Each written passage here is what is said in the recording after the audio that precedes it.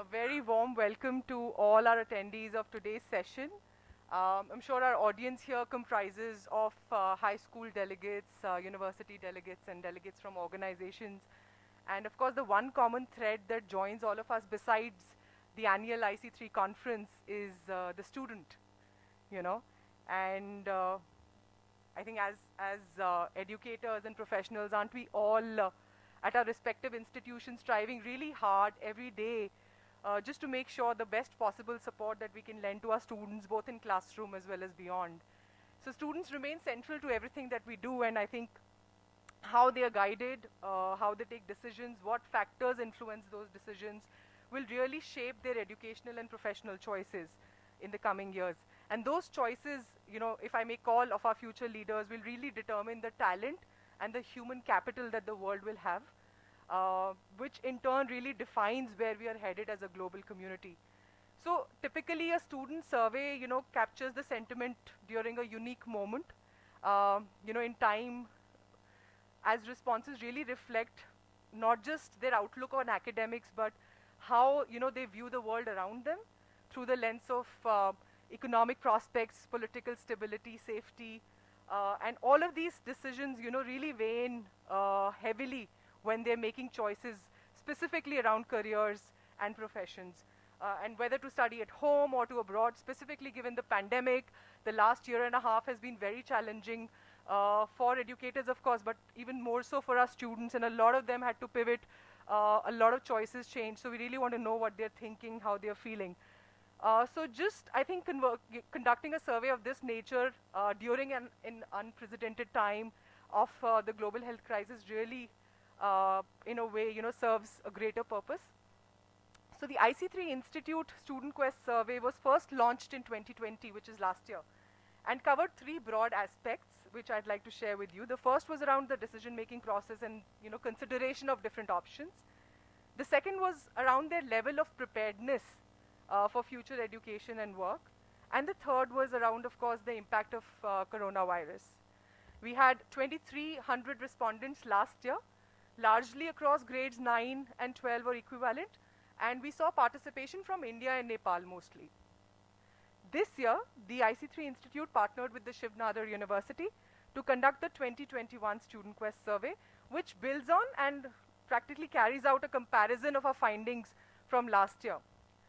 We also custom designed the survey for two separate sets. So there were two sets of surveys that we ran, one for grades 9 and 10, and then another for 11 and 12. And we'll come to why of that. This year, if we can move on, if we can just go back to the slides and move to the next slide. So we'll just introduce, and the screen is showing, is there a way we can not have, or this on the right probably? So we are really sharing the methodology of the survey. We had about 6,600 students that participated, which is almost 3 times that of last year. And this time around, we had, of course, students, large part of it from India, but a significant representation from Myanmar, Mauritius, Denmark, Bangladesh, and Zimbabwe as well. And this year's survey is a comprehensive one, so I want to really turn it over to Dr. Partha. Welcome, Dr. Partha. But before I do that, a quick introduction of our panel. Thanks for joining in, Dr. Partha. Dr. Partha Chatterjee joins us from the Shiv Nadar University. He's the Professor of Economics and Dean International Partnerships at Shiv Nadar. He's also the head of the Department of Economics.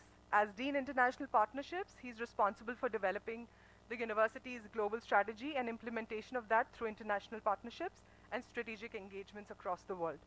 Joining him right here in person with us is Ms. Harshita Tripathi, who serves as Senior Manager, Office of Research and Partnerships at SNU. Thanks for joining us, Harshita. And our final panelist for today's discussion is Ms. Amrita Gulati, Academic Head at the IC3 Institute. Amrita comes with a rich background of school counseling and has closely witnessed the emerging trends in students' decision-making process. I'm looking at a lot of insights from both Harshita and Amrita here, as well as, of course, Dr. Partha leading the discussion. So I'm going to turn it over to Dr. Partha. Dr. Partha, my first question to you is why two surveys? Why, a distinct survey for grade 9 and 10, and then 11 and 12? And I'd really like Amrita to also weigh in on that. So over to you first, Dr. Partha. Thank you.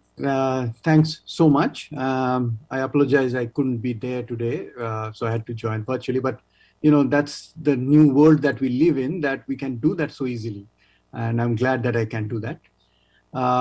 Even before I answer that question, again going back to just comment on the survey, just very short and why is this survey so important, right? Because this survey, there are a whole bunch of surveys that happens, right, which focuses on various aspects. But why is this survey so important? This survey is so important because, one, we are dealing with those kids who are almost about to be adults, so that itself is a huge change that they're experiencing. But in amidst that, in middle of all of that, they are now going to take a very critical decision, a decision that can define their career, that can define their whole life, right? What subjects to choose, what to study, what programs to study, which university to go to, which country they want to land in. So this is a hugely complex situation for all of them. And it's very important for all of us to understand that, one, from the design perspective for both schools and universities, so that we can design things better. And second, simply to help these students, right? And that's a very critical part, because I'm sure all of you have experienced that the great anxiety that they are in, and the unknown world that they're entering into. If all of us can together help that, make that process smoother, that will be better. And I think this survey goes a long way in helping that. Yeah. Now, in particular about this survey, so this survey, what we wanted to do is we wanted to take a look into, as Neha pointed out, that comprehensive choice making process, right? The whole decision making process from variety of angles. That what factors affect that, how are they choosing, who influences those choices, what information set they're looking at. Now, if you think about it, that once they are in high school, they're already probably starting to think about that, and our survey will bring that out.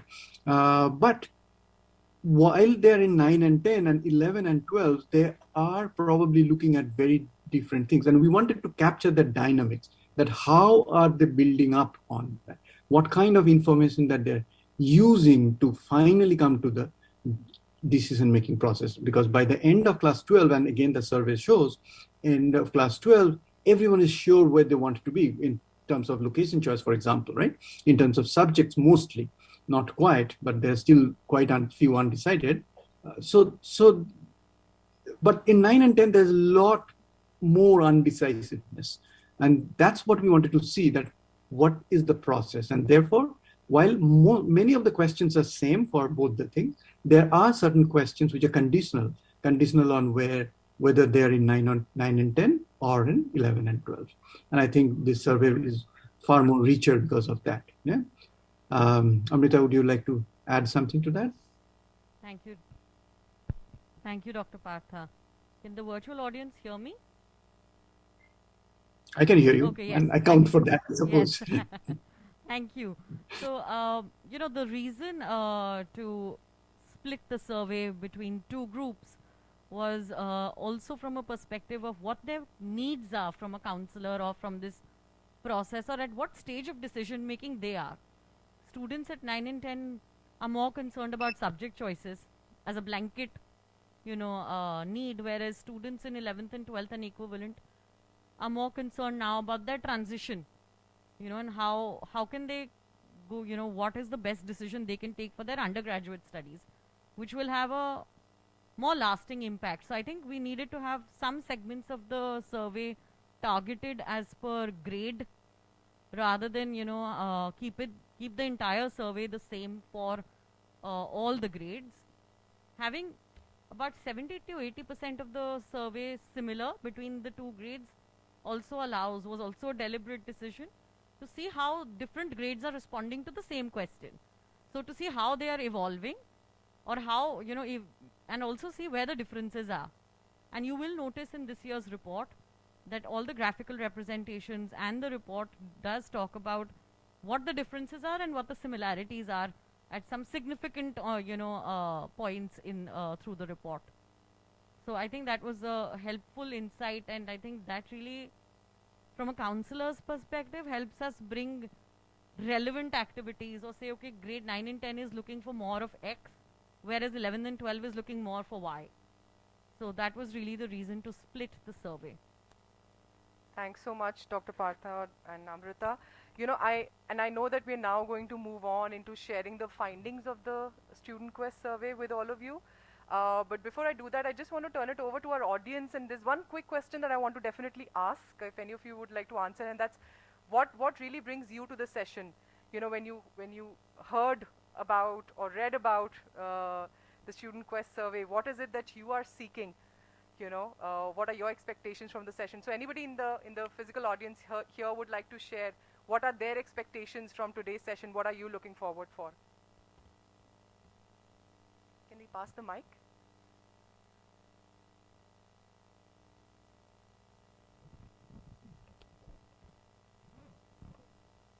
Yeah, I want to know what is students' perspective, because most of the time we always plan and design from our perspective, thinking that this is what they are thinking, instead of, what they must be thinking. We have never surveyed on that. So I personally wanted to know that what is the student thought. We have done it always from our perspective. Thanks so much, Sakina ma'am. And we have Katie in our virtual audience who says how to better accommodate students today and tomorrow, and that's why she's here. So thanks so much, everybody, for joining, and we'll quickly move on to our first slide and discuss the first set of findings around what is the consideration set when you're planning, when a child is planning for higher education, what are they looking for? And I think all of us know that there's always this tussle between program and college. And Amrita, I really want to turn this over to you and ask you to really share what were the findings. We can move to the next slide. From the survey report. So what are our students looking for, and what matters the most to them when they're planning for higher education? Thanks, Neha. So, we began the survey with like a 10,000 square, like an aerial view. So we are looking at, okay, what are the 4 main C's? So what are the students motivated by? Are they when they're thinking about their higher education, are they thinking about country first? Are they thinking about college? Are they thinking about career, or are they thinking about course, which has been referred to as program on the slide? So which is the C that they look at first? And we found that most of them tend to bank on career, because I think that is what they can see in full form, like they can see how a career, and they find that it's easier to meet people in a particular career. So knowing that, okay, what they are able to think about their choice by thinking of a career, and then possibly moving backwards to, where can I study this? When I say where, I mean university and country, and what course would be, match the need for that career. So thinking about careers was the way that they could anchor their, thought process in high school. That's wonderful to hear. Thank you so much. And I want to move on to our next slide and move to career choices. What are the factors that really affect choice of a career? I'm not too sure if this is visible to our audience, but a lot of options were thrown in front of students to choose from. A lot of those that you're already familiar with. But of course, when you talk about student choices and factors that affect a career, as a child, I think the first person who I hear about a career from is my parent, and their wish list of careers for me. So of course, parents' recommendation. There are factors such as how popular careers are. There are factors of obviously future prospects, remuneration in a certain career stream. So we want to really hear from Dr. Partha about what were the findings from the survey, Dr. Partha, and I can clearly see that on the slide here, and there's that's a welcome change, honestly, but would love for you to elaborate on it. It's unfortunate the visuals are not so great, and you probably can't read that much. But I'll try and bring some of these things out. So again, as we talked about at the very beginning, here we tried to look at how the decision-making process is evolving between 9, 10, 11. And if you can keep that slide, I don't know if you guys can see the slide, but on my screen, the slide is not there, right? So, so the innermost circle is essentially the 9, 10, and the middle circle is 11 and 12, and the overall is the last one, the outermost circle is the aggregate one, right? And what we basically see is that if you think about what motivates them is, again, goes back to career to a certain extent, right? So they look at their future salary, future pay. So it's quite expected given what we had seen earlier, that career ranks above practically anything else, right?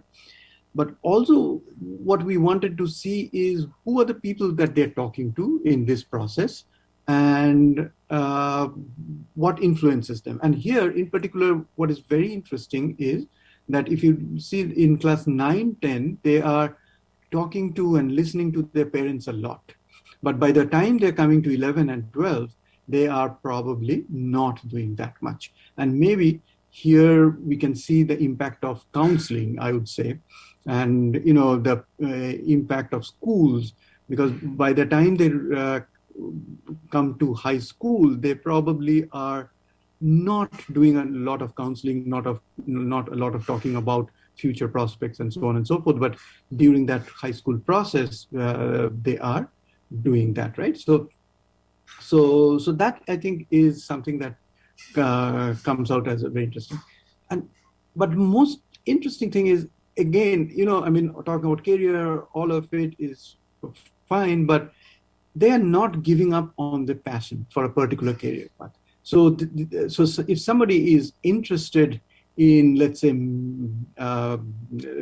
music, they're not going to go and do a mechanical engineering if that's what they think is going to take them to a better career. In certain cases, probably, but the large picture that we are getting is that they are very not only excited about certain things, but they are going to build a career based on their passion. And again, here I think is a great opportunity for the schools and all of us around to help them, so that we can kind of illuminate and make them understand what are the different career choices. Because remember, career choice still remains a very important aspect. So the big question for all of us, and counselors in particular, is that how do we match these things up, that ensure that people understand that you can build a successful and fulfilling career in anything that you want and anything that you have a passion for, right? So I think those are some of the highlights of this particular aspect, that what are the different factors that are affecting the career choices. Yeah. Thanks so much, Dr. Partha. And yes, I mean, a lot of this needs reflection at school level, just to see what exactly are we really doing to build that kind of passion, or let children explore that passion very early on. So again, a reflection there. Is there something that you'd like to add, Amrita? Yeah, I just want to add on by saying, and I have the graph right here in front of me. So if you see the parent, the reliance on parent drops significantly. So it is at 20% for, students who are in grade 9 and 10, and it drops by 50%. So it comes down to 10% by the time, students are in grade 11 and 12. However, what doesn't change is the students' consideration of their own passion. And I think the word passion is sort of used, overused, abused in counseling, but I think it's a cue for all of us as people who are working in schools and universities to think about how do we help students get in touch with that passion or identify a passion. What are strong interests? What is there a passion that can be converted to a career? So I think a lot of, and it's a very encouraging sign, because passion is something that's internal, and the students are definitely looking at self-awareness, and I think that becomes very important for counselors here in the room, to think about, okay, this is the most important factor that they're considering when they're thinking about careers. So how can I help them navigate and get in touch with their passions and make the journey more inward rather than saying these are the kind of programs that are available in universities. So I think this is a good shift to have, and but it also, sort of brings attention to the counseling practice and how it can be, designed in a way that there is attention paid to the person in the process, the student and their, uh, you know, um, interests, rather than say, okay, what are you good at? And therefore you should be doing this. So I think it just really helps to understand the passion, and and if all of us can equip ourselves to have the conversation, and tools and methodologies to discover passions here at this stage. And also what's interesting is that future salary is something that they're really concerned about. So of course we are all victims of the consumer world, of all the consumerism, so, and commercialization. So which also actually goes up by 3%. So it's at 21% for younger students and up to about 24% for students in grade 11 and 12.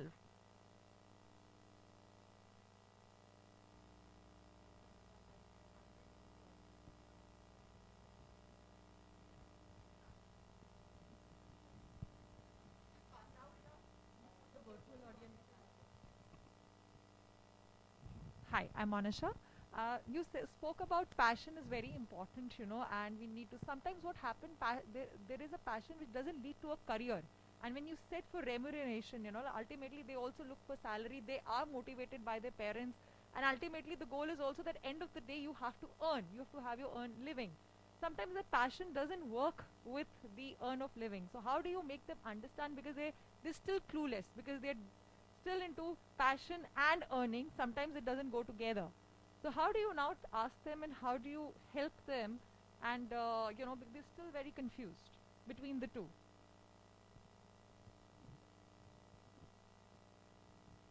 Thank you for that question. Partha, would you like to take that? Or? Sure. Yeah, no, look, I mean, I'm putting on an economist's hat here for a bit. The thing about different career choices is there are, some career choices which are in some sense flat, right? That you get an average income which is decent enough, and then you can go and increase it to a certain extent and so on. And then there are certain career choices which are what in our language in economics language we would call tournaments kind of a thing, right? Like if you're very good at it, think about football players, right? So if you're very good at it, you earn a lot, but there is a problem. So I think one of the things that we need to have a conversation about at the school level itself is the risks associated with anything that you do, right? And that I think is something that is critical for students to understand, because they have to then balance this risk reward thing and then make a choice for themselves. Because most often what happens is at that age, students are just looking at the exceptions at the tail where people are doing so nicely or something like that, and being motivated by that maybe. Whereas they don't understand the risks it takes, the hard work it goes along with it to reach that state. So maybe understanding that risk part will help them make better choices. But at the same time, I think it's very important for us not to discourage them completely, because there can be a very successful career practically in anything that we know, right? So it's a matter of finding something that works for them, and at the end of the day, they have to make the choices. We are there to help them, we are here to guide them, and maybe make this kind of informations available, help them in this kind of choice making process. I just wanted to add one thing over here, Neha. Something regarding, as an interesting regarding career choices, is that we really don't know what's going to be the career. Is it audible? Yeah. Okay. We really don't know what's going to be the career option, say, next 10 years. That's very unpredictable. For example, social influencers were never a career choice. But if you look at it right now, it's giving good fortune to people who are really earning well on this. Content writer was never a career option. But if our students are thinking something and they think that, I can read well, write well, or do something around marketing probably. Now this is something for us as educators to also keep ourselves informative enough so that we know that the careers which exist now may or may not exist later, say 10 years or 20 years down the lane. And something which we aren't able to foresee now can exist later. So clearly what I'm trying to say is that at any point, whether it gives the students or the fortune what they're desiring for or not, but it's something that we have to be very careful and mindful that we don't discourage them at any stage, because clearly that can be a career choice and that can give them good fortunes and remuneration later.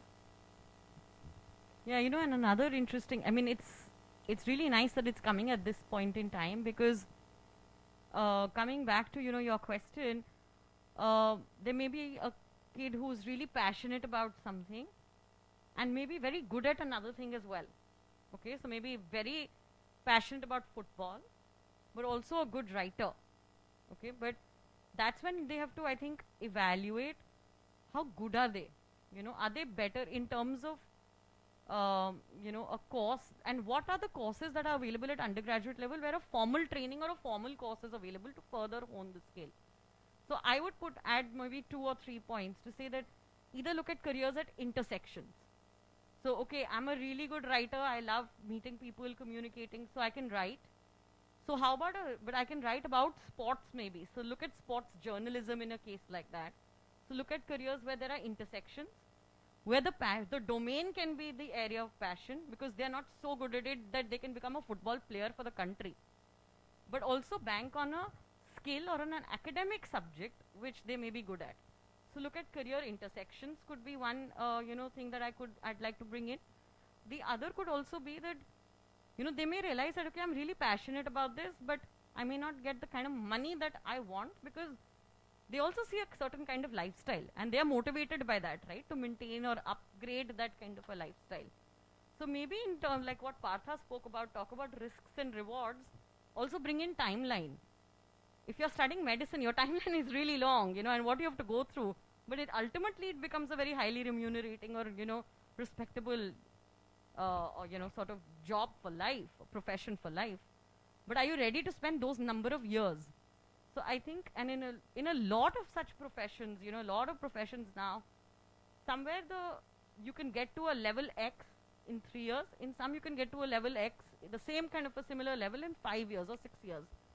So I think that conversation on how important is remuneration and how soon do you want it, and also bring in the fact that for what reasons do you want it. I think a lot of times that becomes an important conversation as well. So timeline and careers at intersection would be, my two sort of conversations or points of discussion with a student like that. Thanks, Dr. Partha. Thanks, Amrita. And I think when it comes to really trying to figure out what students want, 50 minutes is never enough. I can clearly figure that out with the pace that we are going.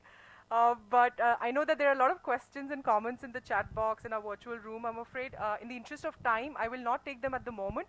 I'm hoping that as we proceed and share more findings, a lot of them will get answered. But let's reserve the last 10 minutes for questions, if that is all right. So we've discussed about, what are the considerations when they're planning for higher education, for career choices. I think we should now come to program, so that's what is it that they're looking for, or what are those factors that come into play when they're really zeroing on the program as such. And I want to turn it over to Harshita. If Harshita, you can share with us what are our students thinking. I mean, we've heard about budget, and we've heard about country, we've heard about reputation, ranking, but really want to hear from you what's really emerged from the survey. So this survey, or rather this graph, gave me quite a great sense of relief, because it's showing the shift which our students have now, and in fact they're quite smart now. They're not just inclined towards job, which we have spoken a lot about. Job is one of the top 3 factors, but what they're also interested in, that's something which they are interested to study, which again brings us back to the passion. And the third one, which is the most critical one, is that they want to look at the strengths. So as educators or as counselors, one needs to then probably, whenever we sit with students, figure out that help them identify their inner strengths if they haven't done it already, and help them build their careers something which is based on their interest. Because if you look at this graph, the top three categories, is clearly the interest, the careers, and then the inner strengths, whatever strengths they have and whatever skills they want to build onto. So this is a very positive graph for me, because look at the fourth aspect, which is follow your parents' advice, and look at the percentage it has. That's a drastically low percentage. So it's not like whatever the parents are saying they're going to Yeah. listen to it. Harshita, your voice is not quite audible.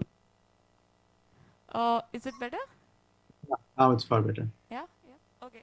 So what I was saying was that if you look at the fourth category or the fourth aspect, which is the parents' advice, it drastically drops to a very low percentage, which I'm happy about, because then students are not, kind of relying on the parents' advice blindly, but they're actually looking into what they want to do, what their skills are, what their inner strengths are, what they want to be in their career, and then taking a good decision about which program they want to study. Thanks so much, Harshita. And clearly this amalgamates so well with, if I may take the example from the National Education Policy for India. I mean, that's what it's drawing attention to, right? Really helping children identify their passion and their interest very early on. And I think that has a lot for our schools and our counselors and teachers to really reflect on. I mean, of course, this is something that we really need to think about. Is it just limited to what the counselors need to help children navigate, or does this also have implications for us as teachers? In classroom, if a child is choosing a program basis their interest, how much of our curriculum is aligned with really helping them identify their interest, and really, how are we able to contextualize the textbook into the real world of work and help them really identify that passion and interest? So yeah, thanks so much for your insights, Harshita. That's helpful. And I'm going to move on and turn this over to Dr. Partha. This is around how children are deciding on which university to go to. So if you could share with us the findings on university choices. Mhm. Yeah. So here again, I mean, quite unsurprisingly, that they're looking at placement records, right? Job placement records to begin with. And that is something that comes out consistently, that one of the things that is probably easy for them to look at, easy to associate with, is always the career choices, what pay they're getting, etc. So it's not surprising that here too we find that job placement record comes up high enough. But it's not overwhelmingly high, right? First of all, that's something to notice. It's not as if 70% of the students are saying that, oh, that's the most important thing, right? What they are also looking at other things. And the second thing that comes up is the rank and reputation. I think that is something that we need to understand a little more, because for most students, what they try to do, they try to take that as a proxy of as a good university, right? So for universities, in that sense, it's important to understand what goes into rank and basically ranking. And when we talk about rank and reputation, I suppose most students will be opening up one of those websites and looking at what rank they are in. And overall, for policymakers and everyone, it's important to think about this whole business about ranking, because right now it's a plethora of things, and to make sense of anything is very, very difficult. And so it's also for school counselors and others to understand what goes into each of these rankings, and therefore help these students make sense of what these rankings are. But again, there are other things that students definitely are looking at. And if you look at that, like program structure, which seems to be important enough, right? Obviously, fees and scholarship, that's about 12%. Location and faculty. So, and in fact, what is not there in the slides is this change that happens between 9, 10, and 11, 12. So, for example, quality of faculty, right? When they're in 9 and 10, they're not paying that much attention to quality of faculty. But 11 and 12, by that time, they realize that that's one of the key aspects of a good university or a program. and they're looking far more. And so the average here comes out much smaller.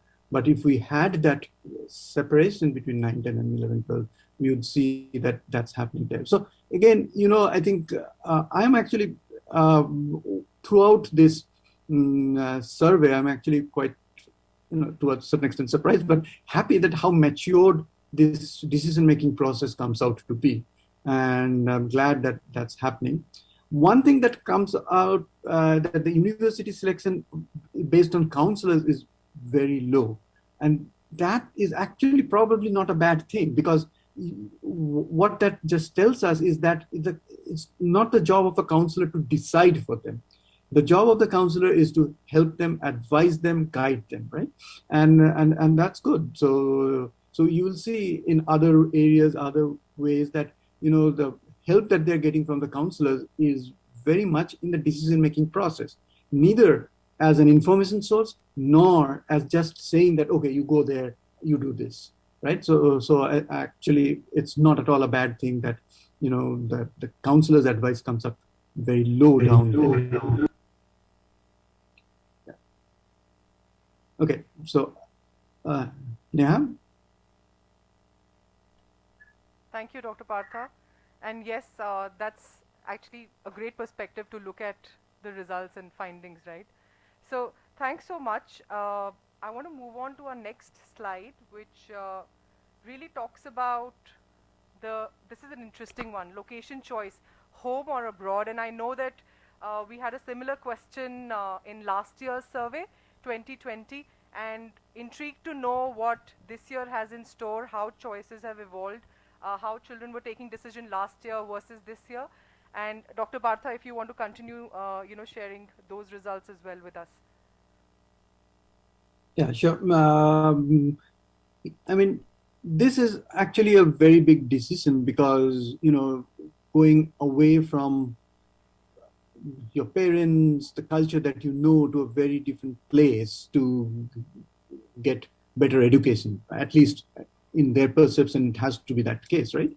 Better education, better career, better life is not an easy choice. And again, we have to remember, these are literally kids getting into adulthood. So it's actually a very big decision. And what we do see is that, unsurprisingly again, that a large percentage wants to stay back at home, right? And there is that is a significant rise from last year, which was 44%, but that can also be because our sample size is much bigger here, and as a result, we have reached out to tier 2, tier 3 cities and places much more than we did last year, right? So the mobility is definitely much higher from bigger cities and metropolitan areas than in smaller cities in India, right? So and indeed are about 90% of the survey respondents are from India. So that is interesting, that it did show that a larger percentage of people do want to stay back. But what's interesting is that, how many people are still undecided, right?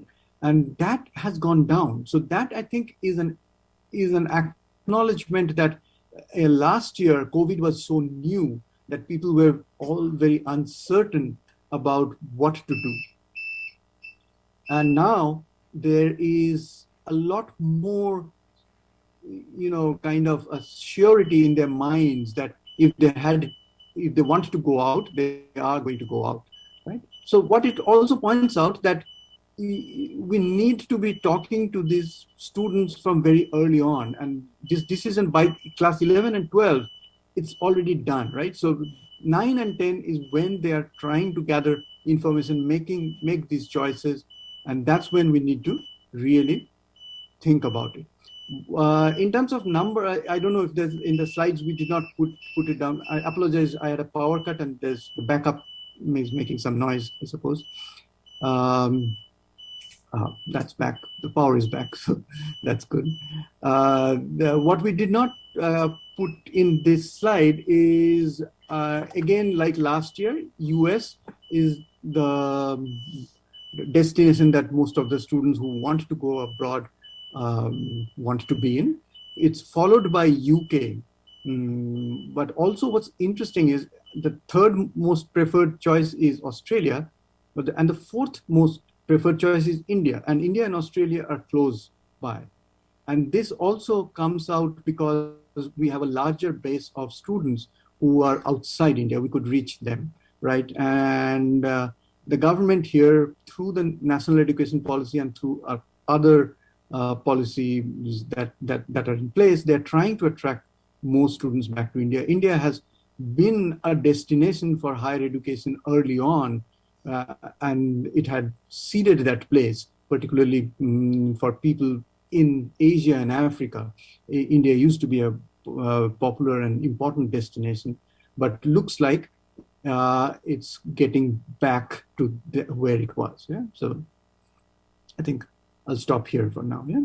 Thanks, Dr. Partha. In fact, the choice of study destination is covered in the next slide. If we can move on, and I know you've covered that piece, but you know, there's more interesting stuff on that slide which we can really talk about, and that's what are the key reasons behind studying abroad. Why are students, and what are those reasons?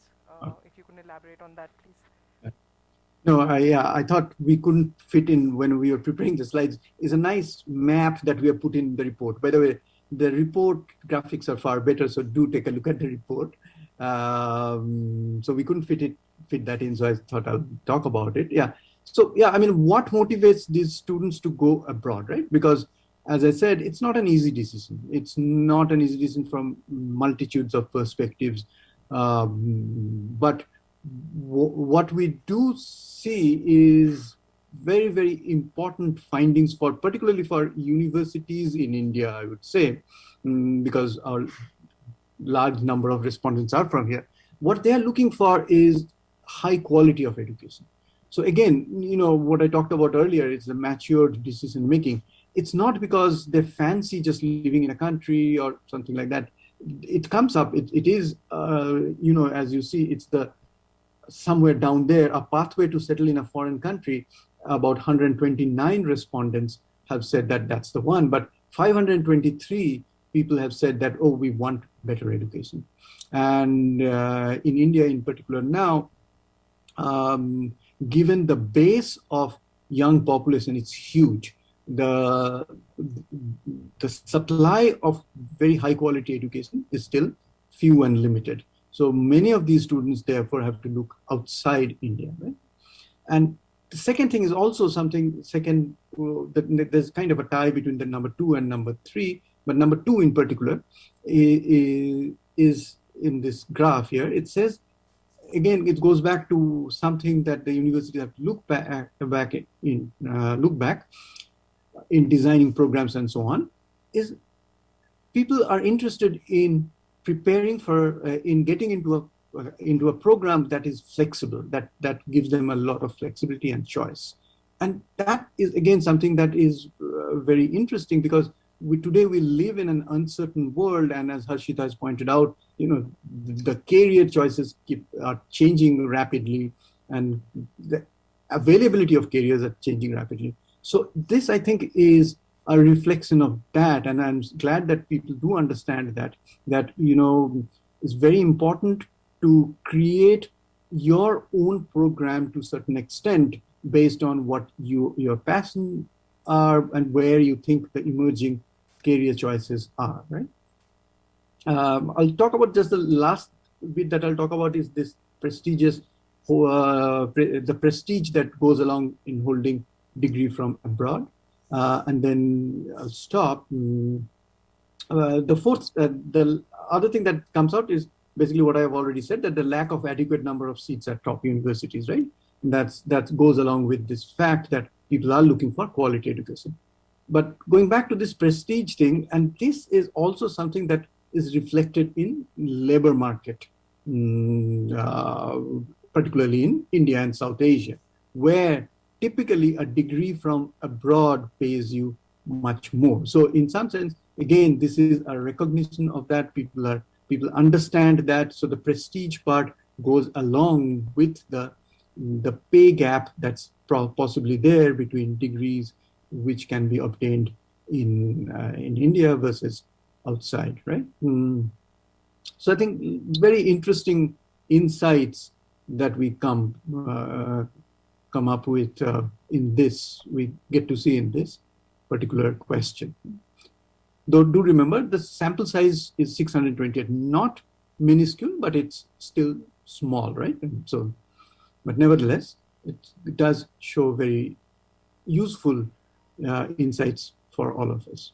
Thanks, Dr. Partha. That does give us a fair idea of how students are really making choices. I know we're short on time, so we want to quickly move on to the next section, a really interesting one, and this is around how students are making decisions. What are the sources of information that they're looking at? I think this, while we answer this question, we should also look at what implications this would have for schools as well as universities. So Harshita, is it okay if I turn this over to you? Would you like to take that on? Yeah, absolutely. So interesting thing over here is, and something which connects to the previous slides, when students are looking for how do we choose the university, the first thing they stumble upon is the university website. That's again connected to where when they look for the ranks and reputations, they again go back to the website. So something which we can't ignore in today's world is the digital era we live in.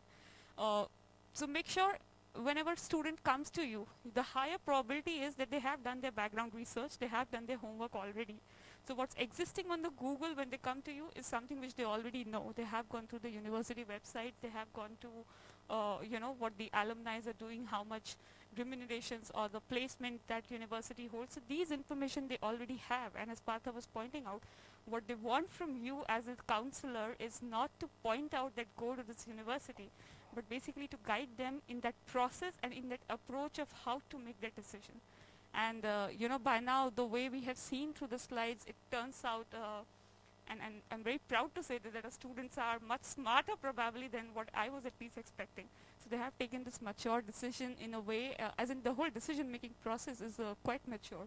In fact, the second thing or the third thing over here you see is that social media comes in very late. The general perception is that students are influenced a lot on what social media says about any program, course, university, or so and so forth. But that's not very true when we look at this graph, as in the university websites, the official channels matter more to the students than what the social media says. Yeah, I would like to stop at this point.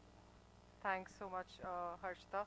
And I want to move on to our next slide, which is really critical to all our participants here, both in person as well as virtually, and that's really elaborating on the role of a counselor in the decision-making process. And who better to answer that question than Amrita, if I may turn it over to you.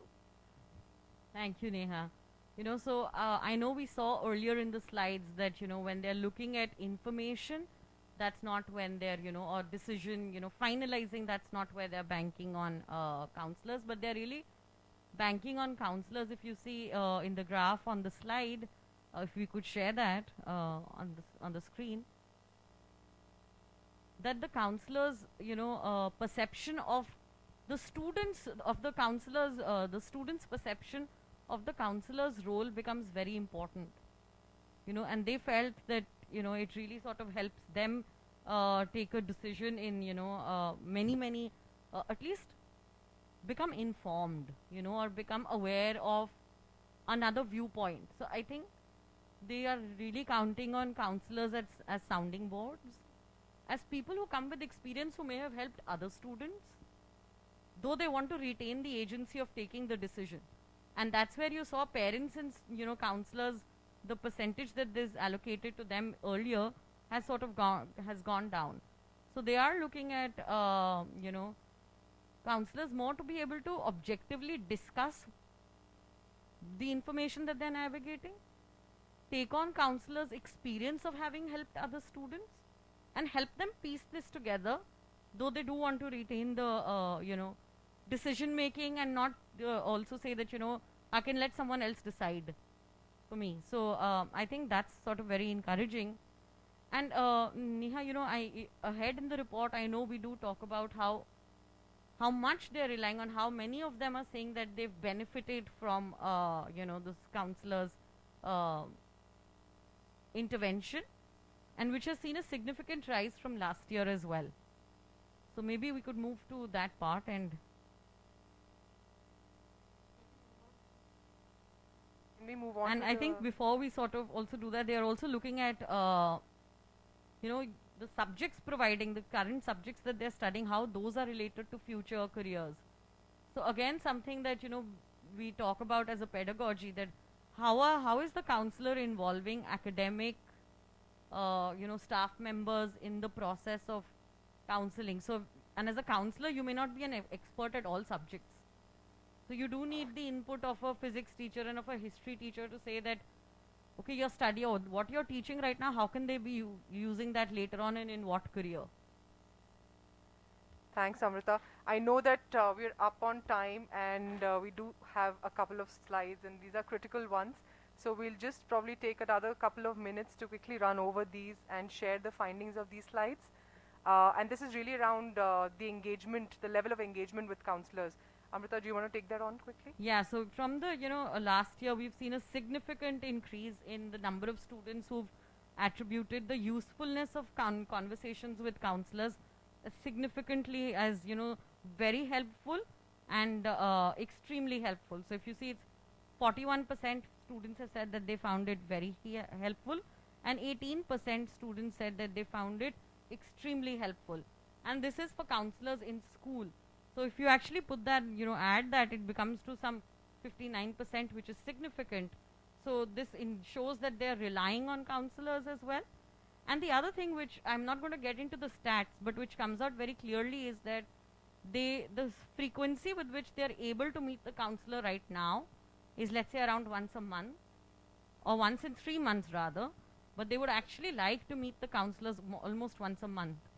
So this is a strong indication for, schools to maybe think about how they can augment their services in school, maybe have a better student to counselor ratio, or provide more access, So all the questions on should counselors be teaching other subjects, all of that comes into question with this, because actually the number of times they would like to meet the counselor is much higher than what they're able to do, at the moment. So which is also interesting. And I think another interesting thing that comes across is that since so many of students are saying that they're finding the interaction with counselors useful as compared to, let's say, last year, also shows how, counselors are benefiting from training and are being able to provide more updated information and, engage with counselors better. So it's a very positive, I think, sign for all of us who are, who believe in the importance of counseling and are taking ownership of that and investing in training. So I think another indication for schools to invest in training, the number of people they're training in schools. Thanks for sharing that, Amrita. On to our next slide, and I think again a critical one. What are some of these important activities? What are these activities that play a role in the decision-making process? And here, I think of one of the key things that one sees is the scope of collaboration between schools, universities, and industry. But would love for Amrita to elaborate on this. Yeah, so I was in fact thinking that why not maybe the career services department of universities can get together with schools and say, when you're designing an internship for students, these are the 5 things that you should look at. Because a lot of times I know what schools do or what counselors do is, in school they bank on their parent database because they want the students to be safe. But how about getting the help of, the university and their career services department to say that when I approach a company for, giving internship to my kids, what are the 3-4 things that I should expect them to offer, which will really give them an accurate insight of what this profession or what this industry is like. So I think at this point of designing internships as a component of the counseling curriculum in your school, you can really integrate industry and higher, and university departments as well to really bring a fruitful experience for the students, in person really, and a very active this thing in front of them. Similarly, even and I recall one of the universities talking about this, which is the second point here on information shared by universities. A lot of times we've seen universities say this, that if you do X, there are 100 things you can do. You can do A, you can do B, you can do C. But in all the report, through the report, what we've seen is that they are only talking about career. They're talking about the final goal. So what if the university could say that this student, this person, or working here, this is their designation, this is what they do. What do you think they studied? Because clearly that the way that is working for what is working for students is working backwards. They are not able to see that if I study X, I can also do A, B, C, D, E. What if, but it is more realistic for them when they say, okay, this is what this person is doing right now. He's 30 years old, 40 years old. This is where he works. This is the industry. This is what he does. What do you think he studied? Then it becomes like a real case study for them. So the way we can encourage universities to share information, from this report is also something, that we must incorporate in our own counseling practice. Yeah, fair point, Amrita. I want to move on to our last slide, which is really assessing the impact of COVID-19 on student choices. And Harshita, would you like to take this on and we can wrap it up? Sure. Very quickly, key things about this findings on around COVID-19 and the way it impacted decision-making process for students. Clearly, it created bit of uncertainty, it created bit of chaos amongst students, educators and everyone. But if you look at the first graph and if you look at it in the report, you'll, just a second. Hello? Yeah. If you look at the first graph, significant higher percentage, which is more than 1/3 of the group of the respondents said that their plans were changed. And once you read the graph, you'll realize that the plans were changed, especially for 11th and 12th grades, because they couldn't get the first choice of the college which they aimed to. So the reason why the plan change was very clear. But if you now compare that with the class 9th and 12th, you'll see that 9th and 10th are still unsure whether COVID made an impact or not. They're still figuring it out because they know that they have 2 to 3 years to decide for their future, decide for their careers. But 11th and 12th grade students clearly said that, okay, it has been impacted, and the reason which came forward was because they couldn't get the college or the school of their first choice. Now, what remains interesting, however, is that the stream or the program they chose, that remains same. So the 11th and 12th graders, almost whooping, I think 78% or so, they felt that if I've decided to study X subject, that remains unchanged, whether it's COVID or not. And that's not the same for 9th and 10th. 9th and 10th are still exploring and figuring, and that's another reason why career counseling becomes very important, probably, or not just career in general, counseling becomes very important probably even at a high school stage. Because when they are in high schools, they're still exploring, but while they are in 11th and 12th grade, they're quite firm in what they want to do and what they want to explore and study in future. Now, one more interesting aspect, which is not there in the slide, but would like to highlight is the acceptance for online education. The report clearly indicates that almost 37% of the respondents felt that they were looking for alternative forms of education online. It's not clear right now through the survey whether that's a form of the degree or a certificate or hybrid mode of learning, what kind of online education they're exploring. But clearly, because of the pandemic and this situation, the acceptance for online education has increased. Thanks so much, Harshita. I know that we have a lot of questions in the chat box. Probably we should find another way of answering these questions at some point in time. Please do look out for the survey report. This will be on the IC3 Institute's website. And I don't know if you're able to see, but the report is out and it will be available on the website by next week. So all of you should have access to the report very soon. And I think we have today barely just scratched the surface when it comes to understanding what students want and how they decide. But I think it's a good start. Thanks for joining us today. I hope this report in some way, gives you a benchmark to really see and analyze how your children in your schools are taking those decisions, making choices.